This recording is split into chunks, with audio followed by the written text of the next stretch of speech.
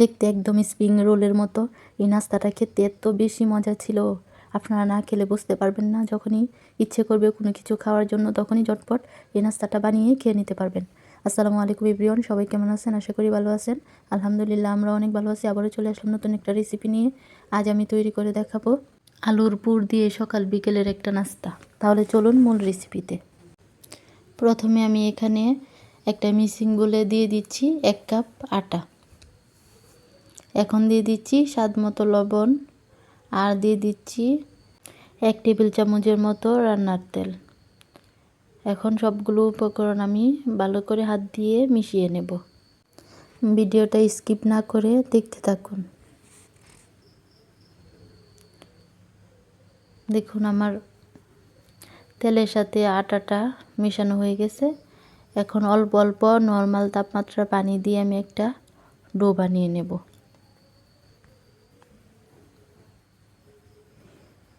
দেখুন আমি একটা ডো বানিয়ে নিয়েছি। ডোটা একদম টাইটও হবে না আবার নরমও না, এরকম একটা ডো বানিয়ে নিতে হবে। এখন আমি ডোটা রেস্টে রেখে দেব 10 মিনিটের জন্য। এই ফাঁকে আমি আলুর পুরটা রেডি করে নেব। এখানে আমি 2টা আলু সিদ্ধ করে নিয়েছি। এখন আলুটাকে আমি একটা ম্যাশার দিয়ে ম্যাশ করে নেব। আলুটা খুব ভালো করে ম্যাশ করে নিতে হবে, যাতে করে আলুর বড় কোনো টুকরো না থাকে। অবশ্যই আলুটা গরম থাকতে ম্যাশ করে নেবেন, তাহলে খুব ভালো ম্যাশ হবে। এখন দিয়ে দিচ্ছি আমি একটা ম্যাগি মশলা। ম্যাগি মশলাটা দিলে পরে খেতে খুব ভালো লাগে। এখন আমি আলুর সাথে মশলাটা ভালো করে মিশিয়ে নেব।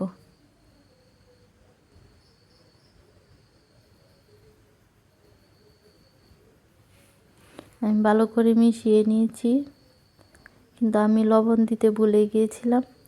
এখন 1 চিমটি পরিমাণের লবণ দিয়ে দিচ্ছি। ম্যাগি মশলাতে লবণ থাকে, তাই আমি লবণটা একদম কম দিয়েছি। আপনারা চাইলে স্কিপও করতে পারেন। এখন আমার পুরটা রেডি। আমার ডোটাও সেট হয়ে গেছে। এখন আমি এই ডো থেকে 2টা লিচি কেটে নেব।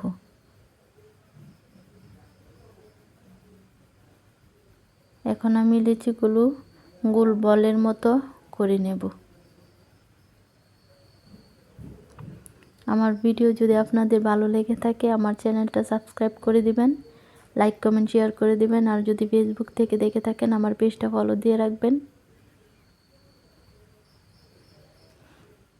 এখন আমি একটা ডো এক সাইডে রেখে দেব, আর একটা ডো আমি বোর্ডের উপরে নিয়ে কিছু ময়দা ছিটিয়ে একটা বড় সাইজের রুটি বেলে নেব। রুটিটা অবশ্যই একটু পাতলা হবে, পাতলা করেই বেলে নিতে হবে।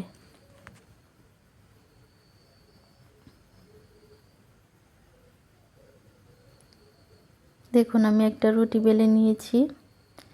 এখন রুটিটা সাইড দিয়ে আমি কেটে নেব। কেটে আমি একটা বক্সের মতো করে নেব।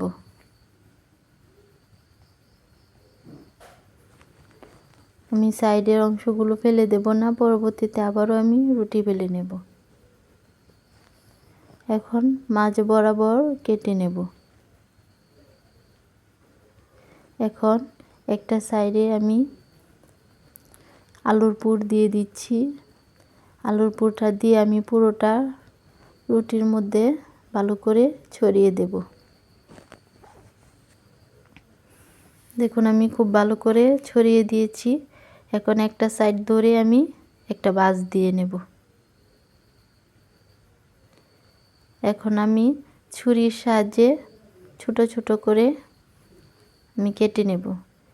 আমি একেবারে কেটে আলাদা করে দেব না, অল্প একটু বাকি রেখে তারপর কেটে নিচ্ছি। আপনারা দেখে বুঝতে পারছেন আমি কাজটা কিভাবে করছি। এখন আমি একটা একটা কাটা টুকরো ধরে পেঁচিয়ে নেব স্প্রিংয়ের মতো। আমি সবগুলো এভাবে পেঁচিয়ে নিচ্ছি। এখনও যারা আমার চ্যানেলটা সাবস্ক্রাইব করেননি প্লিজ সাবস্ক্রাইব করে দিবেন। আর যারা সাবস্ক্রাইব করে দিয়েছেন তাদেরকে অসংখ্য অসংখ্য ধন্যবাদ। অনেকে ভিডিও দেখেন কিন্তু লাইক কমেন্ট করেন না, প্লিজ লাইক কমেন্ট করে দিবেন। আপনাদের লাইক কমেন্টে আমাদেরকে অনেক উৎসাহ দেয় কাজে। দেখুন আমি সবগুলো পেঁচিয়ে নিয়েছি, এখন আমি রোলের মতো করে নিচ্ছি।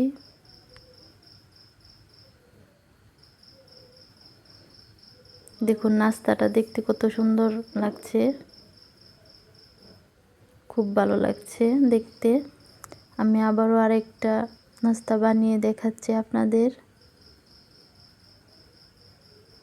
দেখে বুঝে নিতে হবে আমি কিভাবে বানাচ্ছি, একদমই সহজ, কোনো রকম ঝামেলা নেই। খেতে হয় অনেক বেশি মজা, না খেলে বুঝতে পারবেন না।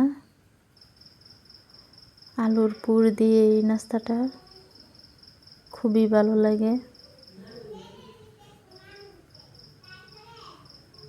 আমি এই নাস্তাটা প্রায় বানিয়ে নিয়েছি। এখন আবারও এই নাস্তাটা আমি রোলের মতো করে নেব।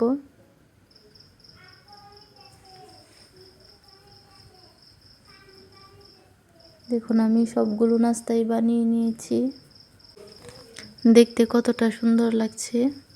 এখন আমি চুলায় কড়াই বসিয়ে দিয়েছি, তেল গরম হয়ে গেছে। এখন একে একে নাস্তাগুলো দিয়ে ভেজে নিচ্ছি। বেশি নাড়াচাড়া করা যাবে না, হালকা হাতে উল্টে পাল্টে লাল করে ভেজে নিতে হবে। দেখুন আমার নাস্তাগুলো ভাজা হয়ে গেছে, এখন নামিয়ে নিচ্ছি।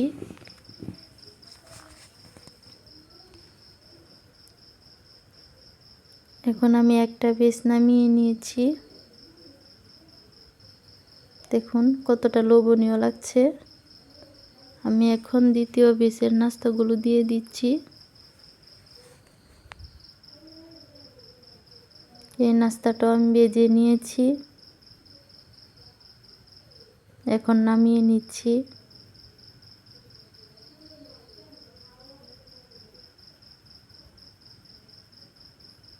এই নাস্তাটা সসের সাথে খেতে খুবই ভালো লাগে। আপনারা বাসায় একবার হলেও ট্রাই করে দেখতে পারেন। দেখুন কতটা লোভনীয় লাগছে।